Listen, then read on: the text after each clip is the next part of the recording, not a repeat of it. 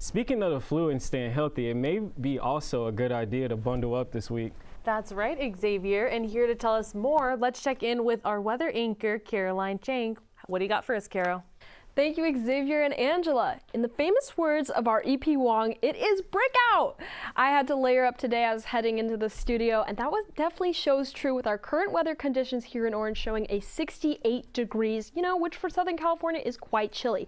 But we're going to hop straight into our national weather forecast. Now, the reason for that is because we're going to be seeing some powerful storms sweeping across the U.S. from west coast to east coast, bringing a dangerous mix of tornadoes, flooding, heavy snows, and high winds. This map shows the progression of this week from Fox Weather, but let's dive into those temperatures. Starting here on the west coast, here in Seattle, we're getting a little bit of that rain. That's going to trickle down here to Southern California, but not just yet, maybe later in the week.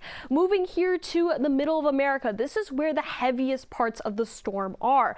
Millions of people in the places in the southwest are preparing for the worst weather. Here in Texas, Oklahoma, and Arkansas, they're getting tornado warnings and watches. Now, probably the biggest story is going to be down here in New Orleans. Mardi Gras was canceled today. The biggest event for that Fat Tuesday happening today was unfortunately canceled because they had 60-mile-per-hour winds, and that was extremely dangerous, so that's why they had to cancel those.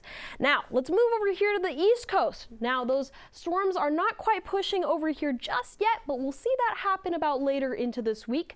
Let's take a look over here in South Carolina. The Carolinas have unfortunately been in a state of emergency right now. People are fleeing their homes because there is a huge fire happening here. Myrtle Beach is that center point, and this storm will hopefully help resolve those conditions a little bit more. But we're going to shift gears and move into our local weather forecast. Take a look here. A lot of colder weather, exactly as we are seeing those 60 degrees. It's going to be cold, 68 up here in Orange. And finally, let's go into our 5-day Fenestra forecast.